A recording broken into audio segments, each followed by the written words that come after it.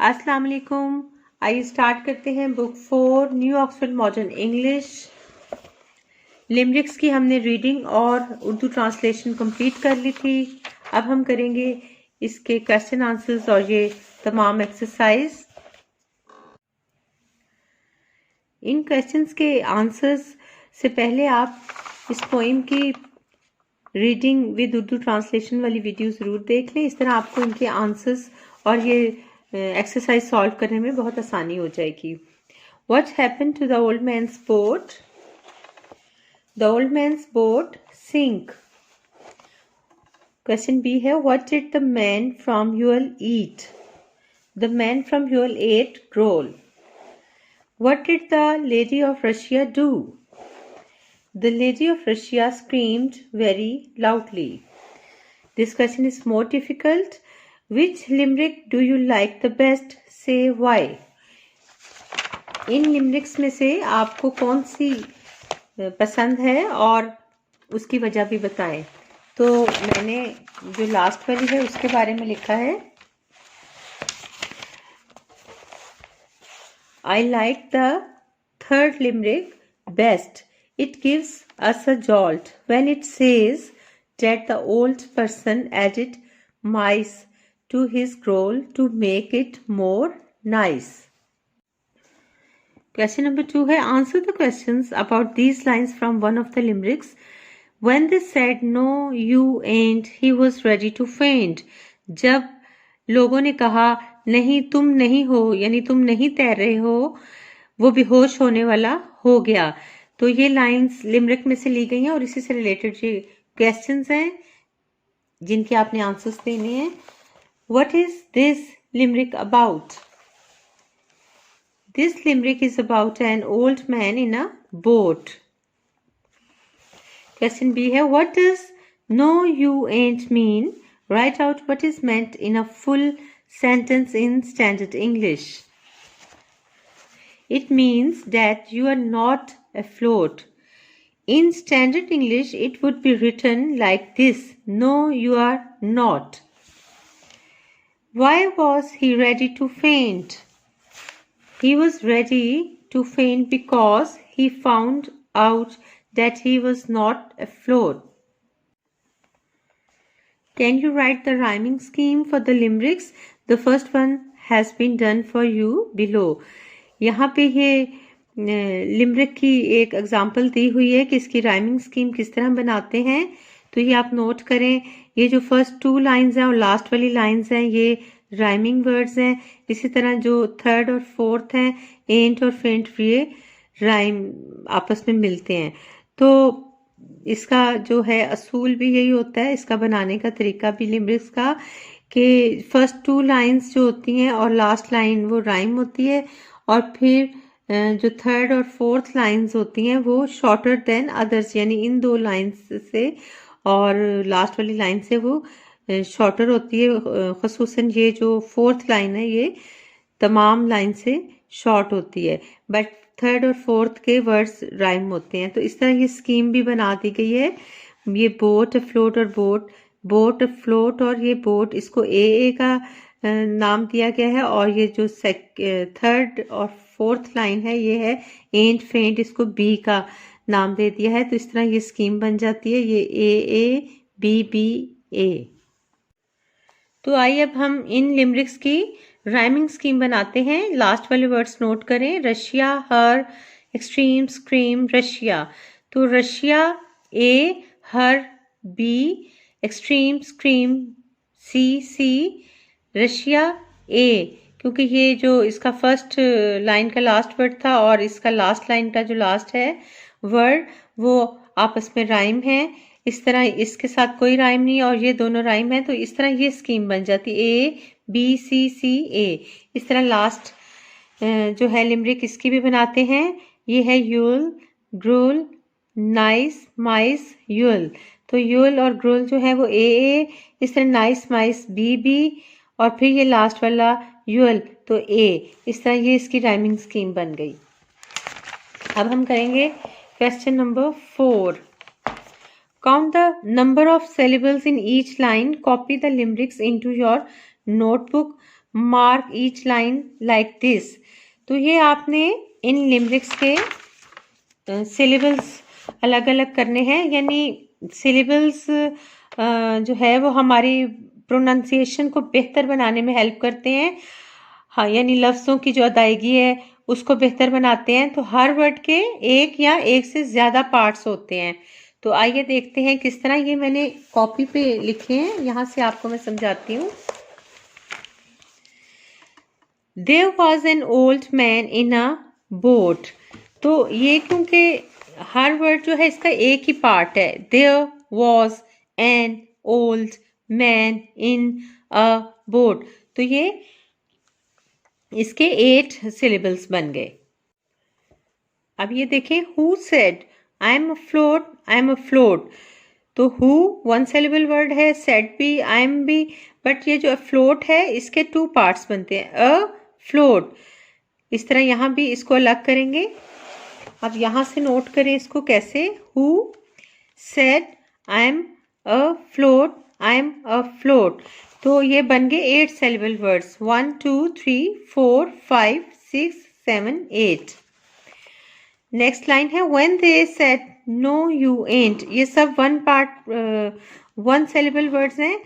When they said no you ain't, ये 6 हो गए। He was ready to faint, इसमें ready, ये सारे जो हैं ये 1 सिलेबल वर्ड्स हैं, बट ये जो है ready इसके ये एक वर्ड है लेकिन इसके 2 पार्ट्स हैं, रेड ई वाई अलग करना है। तो ये बन गए 1 2 3 4 5 6 सिलेबल्स। अब ये लाइन नोट करें, डेट अनहैप्पी। यहाँ पे ये तो 1 सिलेबल है बट अनहैप्पी को हमने अलग करना है। एक वर्ड के 2 सिलेबल्स हैं, तो इस तरह ये 3 हो गए यहाँ तक, फिर ये 4 5 6 7 8। इसी तरह हम नेक्स्ट करेंगे, आप यहाँ से नोट करते जाएं। There was a young lady of Russia. यहाँ पे लेडी जो है ये 1 वर्ड था लेकिन इसके 2 पार्ट्स हैं, ले और डी। इस तरह रशिया के भी 2 पार्ट्स हैं, रशिया। तो ये बन गए 1 2 3 4 5 6 7 8 9 सिलेबल्स, यानी ये पूरी लाइन का सिलेबल आपने बताना है। Who screamed so that no one could hush her. तो ये सारे जो हैं इसमें वर्ड्स अलहदा नहीं हो रही। ये स्क्रीम्ड बेशक लंबा लॉन्ग वर्ड है लेकिन ये एक ही बार पढ़ा जाता है, स्क्रीम्ड, इसलिए इसका अलग पार्ट नहीं। 9 इसमें बनते हैं। हर स्क्रीम्स वर एक्सट्रीम। अब ये जो एक्सट्रीम है इसको अलग करना है, तो ये बन गए हर, यानी ये 1 2 3 4 5। No one heard such a scream, 6 syllables, as was screamed by that lady of Russia. फिर इसमें लेडी और रशिया को अलग करके ये 10 सिलेबल्स बन जाएंगे। There was an old person, person को 2 पार्ट्स में करना है, ऑफ यूल, यूल के भी ये 2 पार्ट्स हैं। हु चीफली, चीफली के भी 2 पार्ट्स हैं। सबसिस्टेड, इसके अब 3 हैं, सबसिस्टेड, इस तरह पढ़ना है इसको, सबसिस्टेड। तो ये 1 2 3 4 5 6 7, ये ग्रोल आखिर में, तो ये बन गए 9। इसके भी अलग हैं, GRU तक, और फिर आगे EL अलग है। अब ये लाइन देखते हैं, but to make it more nice, 1 2 3 4 5 6, he is inserted some mice. अब ये इंसर्टेड, तो ये 3 इसके पार्ट्स बन गए 1 वर्ड के, बट ये जो है ये 1 सिलेबल्स हैं, तो सारे मिला के हो गए 1 2 3 4 5 6। विच रिफ्रेश्ड, अब रिफ्रेश्ड को हमने अलग अलग कर दिया, which refreshed that old person of Ewell. तो ये बन गए 1 2 3 4 5 6 7 8 9 10। Exercise B, working with words. ये तमाम ईडियम्स और फ्रेजेस हैं, यानी मुहावरात, इनको आपस में मैच करके कंप्लीट करें। और मैंने आपकी आसानी के लिए इनके उर्दू में भी मीनिंग्स लिख दिए हैं। ऑल्स वेल दैट एंड्स वेल, यानी वो सब अच्छा जिसका एख्तिताम अच्छा, यानी जिसका एंड अच्छा। Cut your coat according to your cloth, यानी जितनी चादर देखो उतने पाँव फैलाओ, अपनी हैसियत देखकर काम करो। Don't count your chickens before they hatch. आइंदा की उम्मीद पर कोई चीज भी जाया नहीं करनी चाहिए. Look before you leap. देखभाल कर कदम रखना. A stitch in time saves 9. वक्त पर एक टांका 9 का काम कर देता है. All that glitters is not gold. हर चमकने वाली चीज सोना नहीं होती.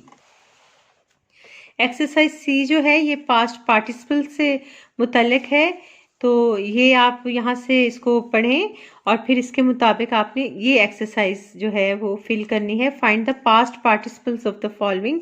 यानी आपने सिंपल पास्ट टेंस नहीं लिखने बल्कि पास्ट पार्टिसिपल लिखने. ये थर्ड फॉर्म यहाँ पे लिखनी है.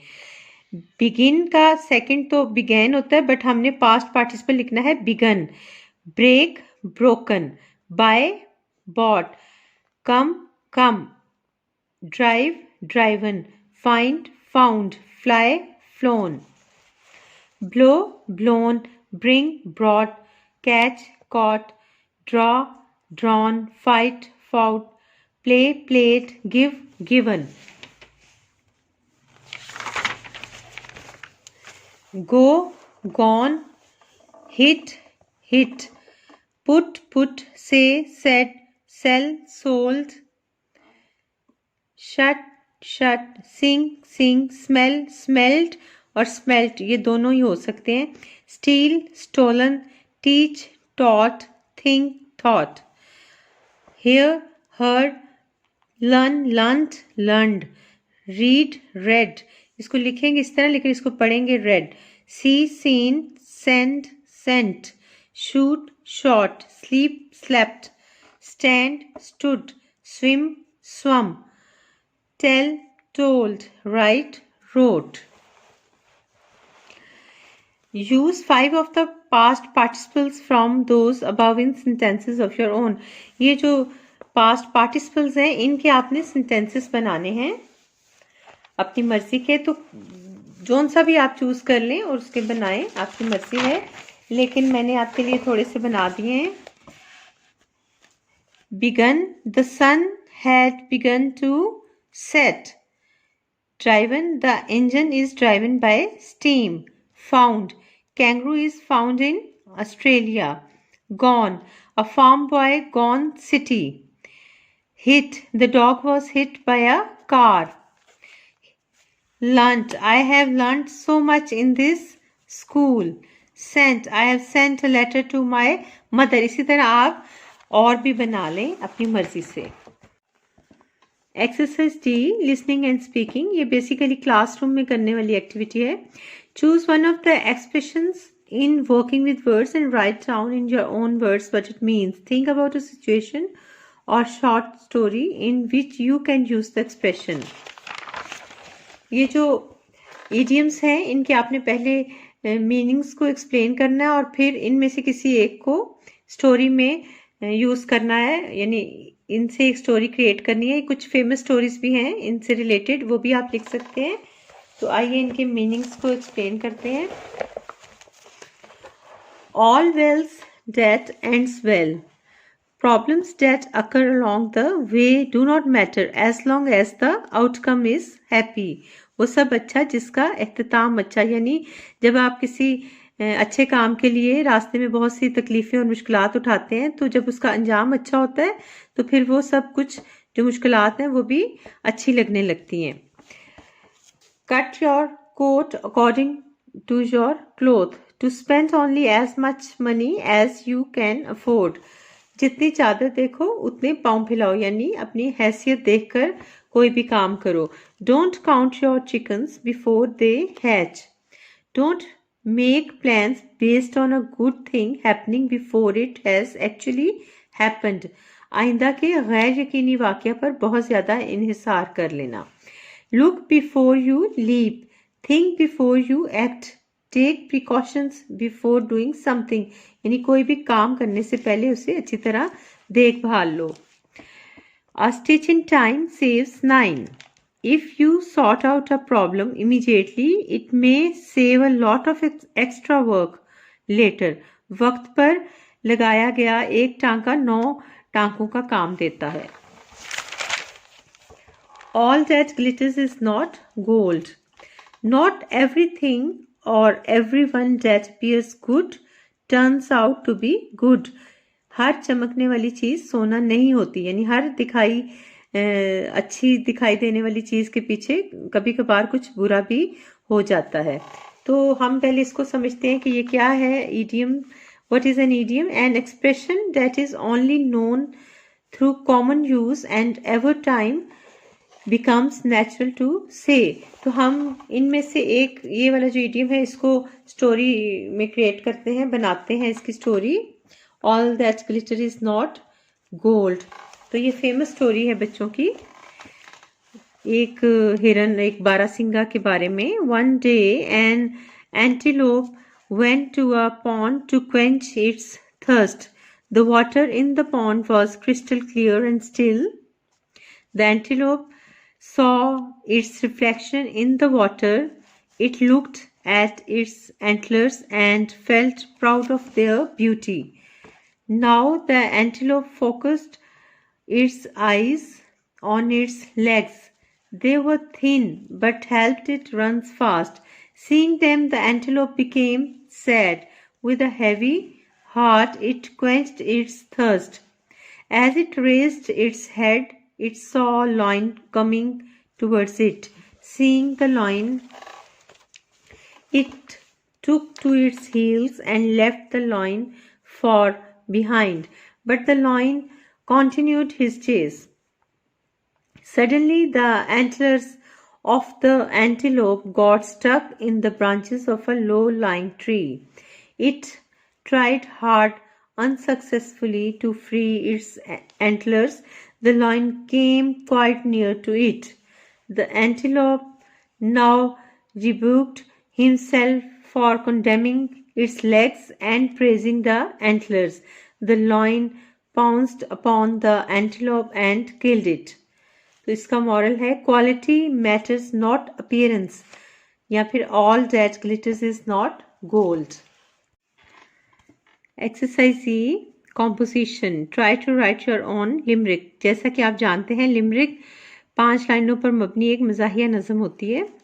Start like this. There was a young man या फिर lady of Lahore who wanted so much to go ashore, but the bad luck prevailed. Alas, she terribly failed. Now she doesn't want to go anymore. तो इसी तरह आप खुद भी लिखने की कोशिश करें. तो ये लिमरिक की एक्सरसाइज कंप्लीट हो गई. Thank you. अल्लाह हाफिज़.